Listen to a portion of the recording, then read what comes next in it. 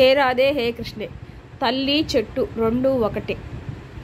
తల్లి బిడ్డని 10 నెలలు మోసి కని పెంచి పెద్ద చేసి ఎన్ని కష్టాలు వచ్చినా సరే పిల్లల్ని కాపాడుకొని వాళ్ళ కోసమే జీవిస్తుంది. వాళ్ళకి పెళ్లి చేసి వాళ్ళ పిల్లలు పుట్టినా కూడా వాళ్ళ కోసమే ఉంటుంది. తను బతికినంతకాలం వాళ్ళ గురించే ఆలోచిస్తుంది, వాళ్ళ గురించే జీవిస్తుంది.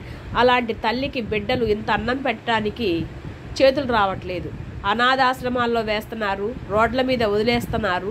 పాపం వాళ్ళు ఇంట్లో ఉంచుకున్న వాళ్ళు కూడా, తల్లిని చూస్తున్న వాళ్ళు కూడా భార్య వల్ల సజ్జిగా చూడలేకపోతున్నారు. భార్య రాగానే తల్లి దూరం అయిపోతుంది, తల్లి పరాయిదైపోతుంది. ఎలా పరాయిదైపోతుంది? మనల్ని కని పెంచి మనల్ని ప్రపంచానికి తీసుకొచ్చిందే తల్లి లేకపోతే మనం లేవు. కాబట్టి తల్లిని జాగ్రత్తగా చూడండి, తల్లిని గౌరవించండి. అలాగే చెట్టును కూడా, చెట్లు నాటండి. చెట్లు ఉంటేనే మనకు వర్షం పడుతుంది, చెట్లు ఉంటేనే మనకు ఆక్సిజన్ వస్తుంది, చెట్లు ఉంటేనే కార్బన్ డైఆక్సైడ్ని పీల్చుకుంటుంది, కాలుష్యాన్ని నిర్మూలిస్తుంది. చెట్టు తను చచ్చిపోయినా సరే తన బాడీని ఇస్తుంది, పుల్లలుగా మనకి అంటే కలపగా ఇస్తుంది.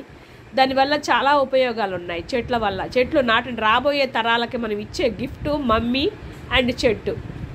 అమ్మని చెట్టుని గిఫ్ట్గా ఇవ్వండి రాబోయే తరాలకి. మమ్మీ అంటే ఇలాగా, అమ్మని ఇలా చూడాలి అని, చెట్టు అంటే ఇలాగా, చెట్టు వల్ల ఎన్ని ఉపయోగాలు ఉన్నాయి అని.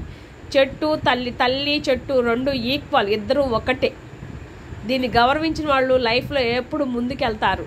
రాబోయే తరానికి మీరు ఇచ్చే ఒక గిఫ్ట్ అన్నమాట. ఎప్పుడు మొక్కలు నరక్కండి, తల్లిని బాధ పెట్టకండి. మొక్కలు నాటండి.